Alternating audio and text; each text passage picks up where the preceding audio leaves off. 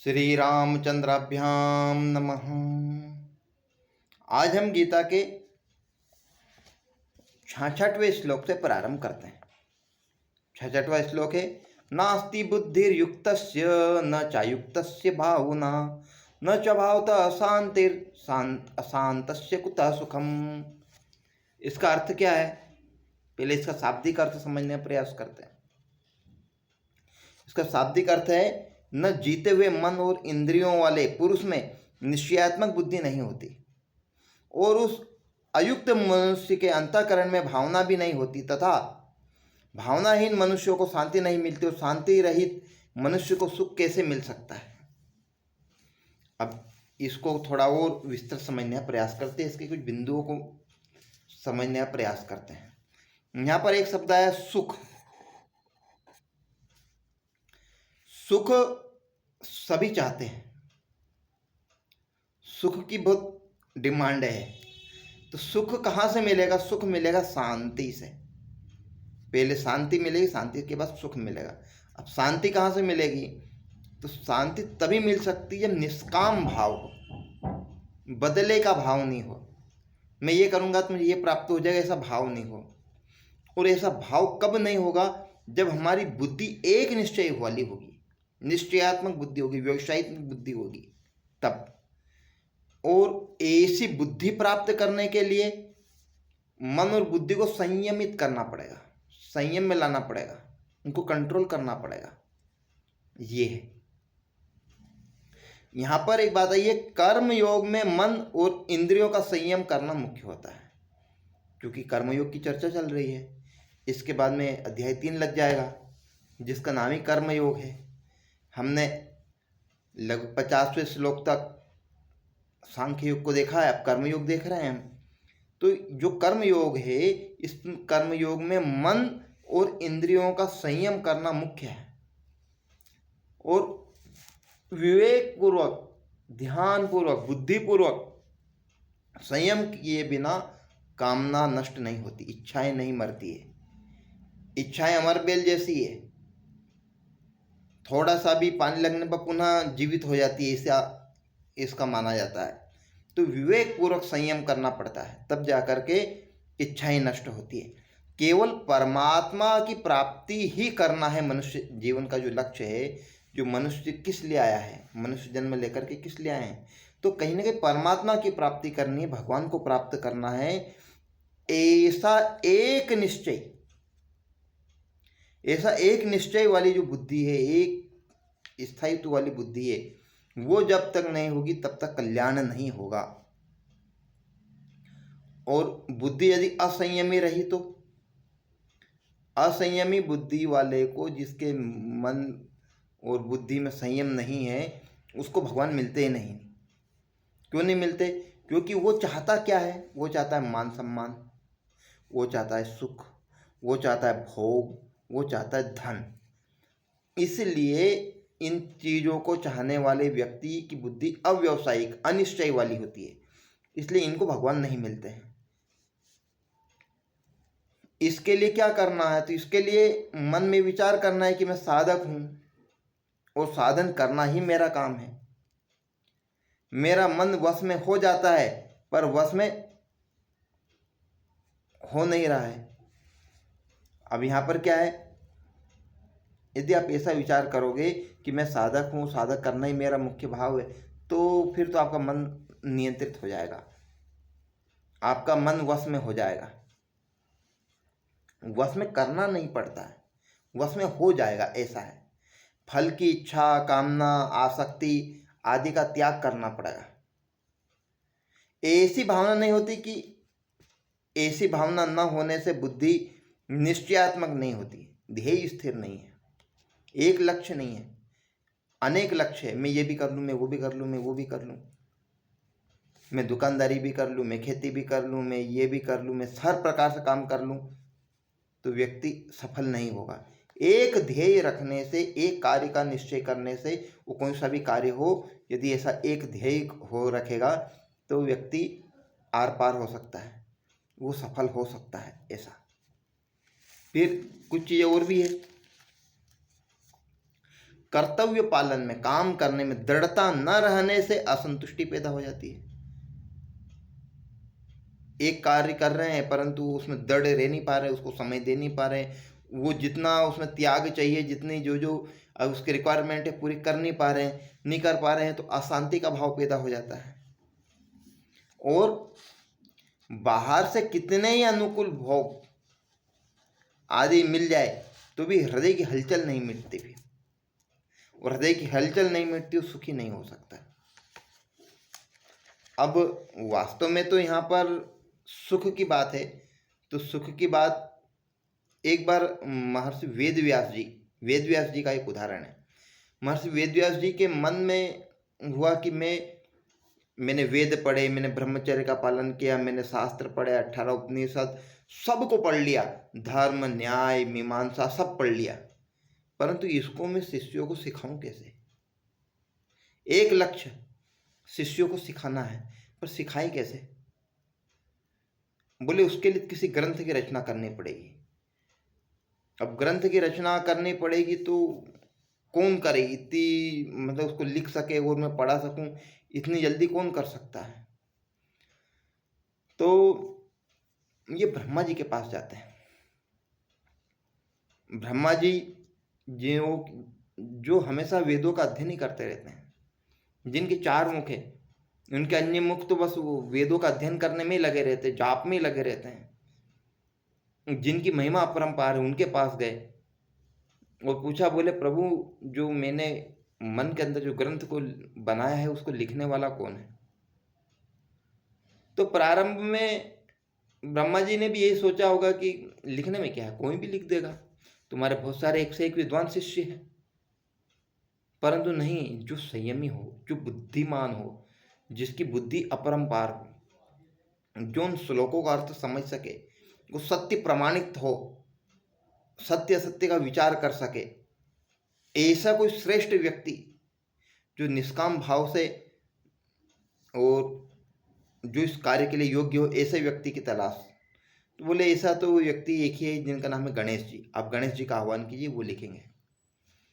अब ये गणेश जी का आह्वान करते हैं, गणेश जी प्रस्तुत होते हैं, और प्रस्तुत होने के बाद कहते हैं, बोले मेरी एक ही शर्त है कि आप लगातार बोलते जाना और मैं लिखता जाऊंगा, जहां मेरी कलम रुक गई वहां पर मैं कार्य को वहीं छोड़ करके चल दूंगा।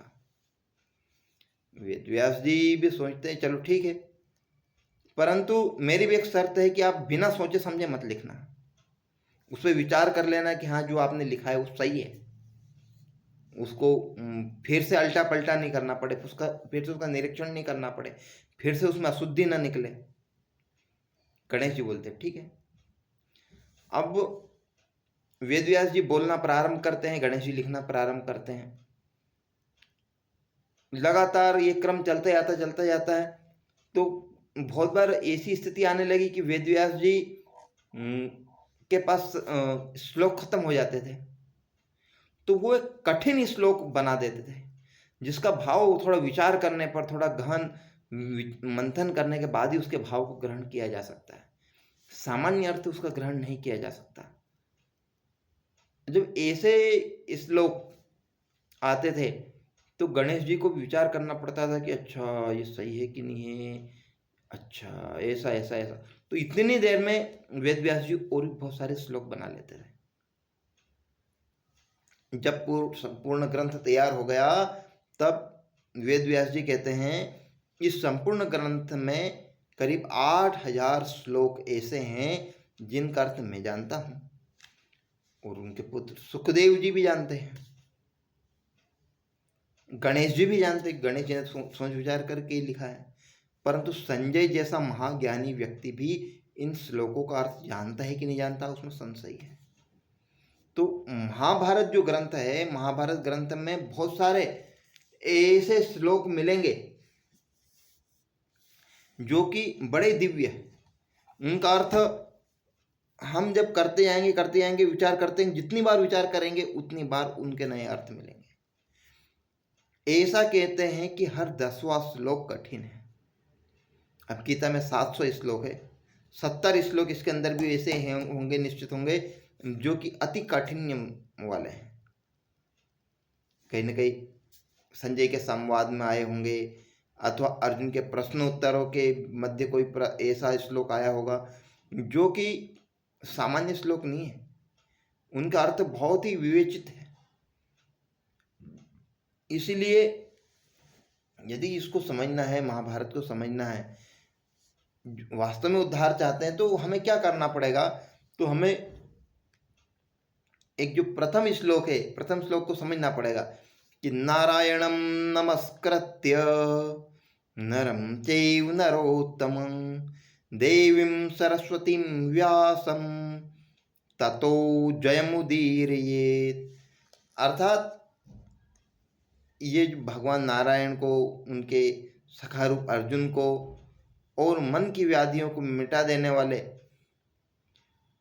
ज्ञान देने वाली माँ सरस्वती को, वेदव्यास जी को प्रणाम करके फिर इस महाभारत वास्तविक ऐतिहासिक ग्रंथ को हमको पढ़ना प्रारंभ करना चाहिए, जिसको पढ़ने के बाद में हर कार्य में जय हो जाती, विजय होती है। ऐसा है। तो जो व्यक्ति सुख चाहता है, उस सुख चाहने वाले व्यक्ति को एक निश्चयात्मक बुद्धि होनी चाहिए, तभी उसको सुख ऐसा मिल सकता है। ये इसका भाव है। आगे हम झांचे का 67वें श्लोक को एक बार पढ़ने का प्रयास करते हैं। क्या है 67वां श्लोक? हाँ, इंद्रियाणामीचरतां यन्मनो अनुविधीयते तदस्य हर्ति प्रज्ञां वायुर्नावमिवाम्भसि।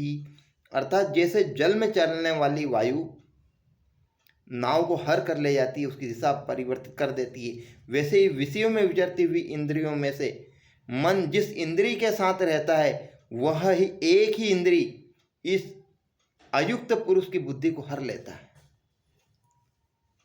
अर्थात क्या है? यहाँ पर समझना पड़ेगी, बहुत सारी बातें समझने योग्य है कि मनुष्य का जन्म परमात्मा की प्राप्ति के लिए मिला है। अब चाहे जो हो जाए, मुझे परमात्मा की प्राप्ति करनी ही है, ऐसा दृढ़ ध्येय जब होगा तो जाके भगवान की प्राप्ति हो सकती है। इस बारे में और भी महापुरुषों ने भिन्न भिन्न प्रकार के वाक्य कहे। रामकृष्ण परमहंस हुए हैं, उन्होंने भी कहा है, जो अपने अंतःकरण से भगवान को चाहता है, अपने अंतःकरण से आंतरिक रूप से भगवान को चाहता है, वह निश्चित ही उन्हें पाएगा। जो भगवान के लिए व्याकुल है और उन्हें छोड़कर दूसरा कुछ नहीं चाहता, वह उन्हें अवश्य प्राप्त होंगे। ऐसा वह उन्हें अवश्य प्राप्त कर पाएगा। ऐसे श्री मां शारदा कहती है, भगवान अपने परम आत्मीय है। जितनी तीव्रता से व्यक्ति साधना करता है, उतनी जल्दी वह भगवान को पा लेता है। ऐसे स्वामी विवेकानंद जी भी कहते हैं, जो कुछ प्रगति के मार्ग में रोड़े अटकाता है अथवा पतन में सहायता करता है, वही अधर्म है, और जो कुछ हमारे ऊपर उठने और द्वंद्व रहित होने में सहायक होता है, वही धर्म है। द्वंद्व रहित होना है। अब द्वंद्व रहित व्यक्ति ही इस महाभारत को समझ सकता है। यहाँ पर पूर्व श्लोक में वही भाव था कि द्वंद्व रहित होगा वही सुखी हो सकता है। द्वंद्व रहित वही हो सकता है इसका जीवन में एक लक्ष्य हो, एक निश्चयात्मक बुद्धि हो। ऐसा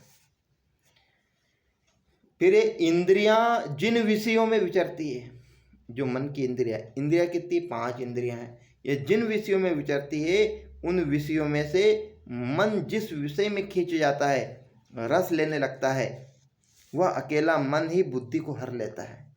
अर्थात मन में विषय भोग की प्रधानता होती है। इसका अर्थ क्या है? मनुष्य का अलग अलग इंद्रियों के प्रति अलग अलग सुख भोग होता है। किसी का नेत्रों के प्रति होगा। हम छोटे छोटे यूट्यूब के वीडियो देखते रहते वो हमको अट्रैक्ट कर लेते हैं। उनका आंखों को सुख मिल रहा है, नहीं देखने से अच्छा लग रहा है, कानों को सुख मिल रहा है, तो हम उसके प्रति अट्रैक्ट हो जाते हैं। तो जहाँ कहीं भी जाते हैं, वो टीवी देखते हैं, वो चिपक जाते हैं। ऐसा हो जाता है। तो वो एक किसी को स्वाद का सुख होता है, होटल दिखी नहीं, बस मिठाई खाना है। किसी को अन्य प्रकार का शौक होता है। तो एक इंद्रिय का सुख भी संपूर्ण मनुष्य की जो आत्मशक्ति उसको हरण करने के लिए पर्याप्त होता है, उसके मन को हरण करने के लिए पर्याप्त होता है। तो इसलिए यहाँ पर संयम की मुख्यता बताई, संयम का ध्यान लेते हुए यहाँ पर आगे बढ़ना है। ऐसा इंद्रियों का अपने विषय में राग हो जाता है, इंद्रियों का अपने विषय में राग हो जाता है, वह इंद्रिय मन को अपना अनुगामी बना लेती है, तब मन को शांत कर लेती है, मन उस विषय का सुख भोग करने लग जाता है और सुख बुद्धि भोग बुद्धि पैदा हो जाती है। अर्थात भोजन करते समय पदार्थ का स्वाद आता है, रस इंद्री उसमें आसक्त हो जाती है और फिर मन भी खींचा चला जाता है, फिर मन उसमें आसक्त हो जाता है, फिर और चाहिए और चाहिए, इस प्रकार का जो भाव आता है, बस वहाँ व्यक्ति का पतन हो जाता है। इंद्रिया मन का हरण करती, मन बुद्धि का, और बुद्धि का हरण होने पर व्यक्ति का नाश हो जाता है। किसी व्यक्ति के पतन में बुद्धि मुख्य कारण होती है। ऐसा मन शांत रहने से भी इंद्रियों को अपने विषय का ज्ञान होता है, मन शांत रहने से भी इंद्रियों को अपने विषय का ज्ञान होता है, और उसको संयमित करने की इसमें मुख्यता बताई गई है। यहाँ पर एक उदाहरण है कि भागवत में एक उदाहरण आता है कि बाण बनाने वाला था, वो बाण बनाने वाले के पास से राजा दल बल सहित निकल जाता है। उस समय तो घोड़ों की निनाद भी आई होगी, रथ के चलने की आवाज़ भी आई होगी, हाथियों की आवाज़ भी आई होगी, घंटे घड़ियालों की आवाज़ भी आई होगी, सैनिकों की आवाज़ आई होगी, फिर भी उसको ध्यान नहीं था कि ये यहाँ से कितने लोग निकल गए। क्यों ध्यान उसको नहीं था? क्योंकि उसका ध्यान उधर मन नहीं था, मन उसका सारा मन अपने कार्य में तल्लीनता से था, इसलिए उनको ध्यान नहीं था। अब ध्यान के लिए एक उदाहरण है, नरेंद्र का उदाहरण है। ये बचपन में बड़े दयालु थे और जो चीज़ हाथ में आ जाती थी उसका दान कर देते थे।